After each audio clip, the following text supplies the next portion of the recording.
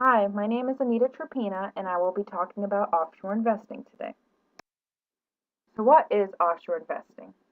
When people think of offshore investing, they usually think of investors storing their money with some illegal company located on an obscure Caribbean island where the tax rate is next to nothing.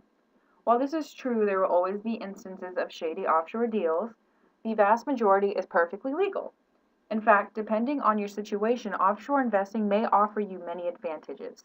Offshore investing refers to a wide range of investment strategies that capitalize on advantages offered outside an investor's home country. We will briefly touch on the advantages and disadvantages of offshore investing on the next slide. Advantages. We have tax reduction, asset protection, and confidentiality. Tax reduction. Many countries, which are known as tax havens, offer tax incentives to foreign investors. The favorable tax rates in an offshore country are designed to promote a healthy investment environment that attracts outside wealth. For a tiny country with very few resources and a very small population, attracting investors can dramatically increase their economic activity. Asset protection. Offshore centers are popular locations restructuring ownership of assets. Through trusts, foundations, or through an existing corporation, individual wealth ownership can be transferred from people to other legal entities. And confidentiality. Many offshore jurisdictions offer many complementary benefits of secrecy legislation. These countries have enacted laws establishing strict corporate and banking confidentiality. If this confidentiality is breached, there are some serious consequences for the offending party. Disclosing shareholders is an example of a breach of corporate confidentiality in some jurisdictions. Disadvantages. Tax laws are tightening. Tax agencies like the IRS aren't ignorant of offshore strategies. They've clamped down on some traditional ways of tax avoidance. There are still loopholes, but most are shrinking more and more every single year. And cost. It's not very cheap to set up an offshore account. Setting up an offshore account may mean very steep legal fees, corporate or account registration fees, and even in some cases, investors are required to own property in that country where they have an offshore account. Many accounts require minimum investments between $100,000 and $1 million.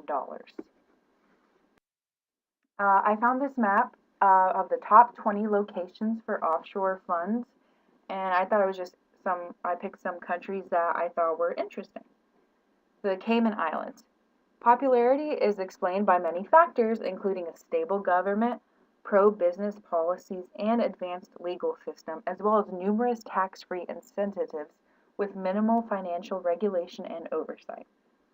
And I thought Delaware was a cool one just because it's in the United States, and I would never think of all the countries or all the states in the United States that Delaware would rank first in importance, fourth asset class by a wide margin.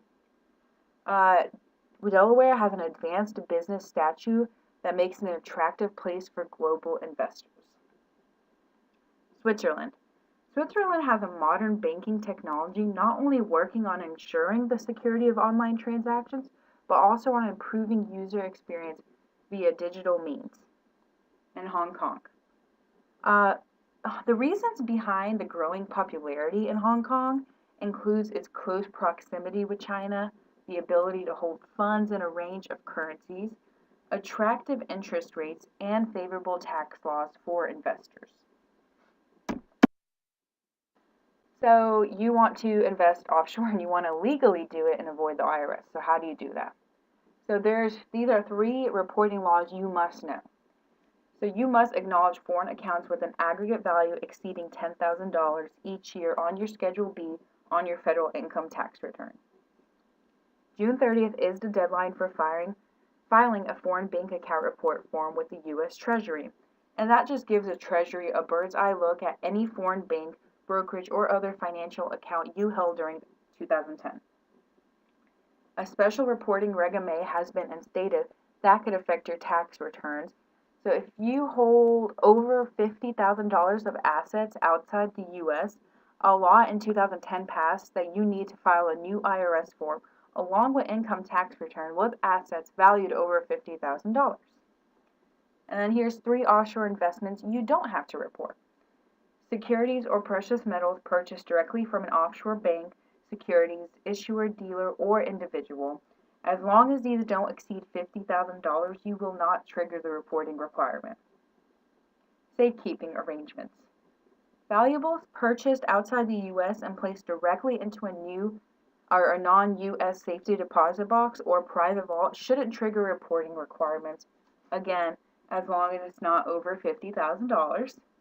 And then real estate. Direct ownership in your own name of real property in a foreign country isn't reportable, but you must report income from your real estate holdings wherever they're located. And these are my sources, and thank you for your time.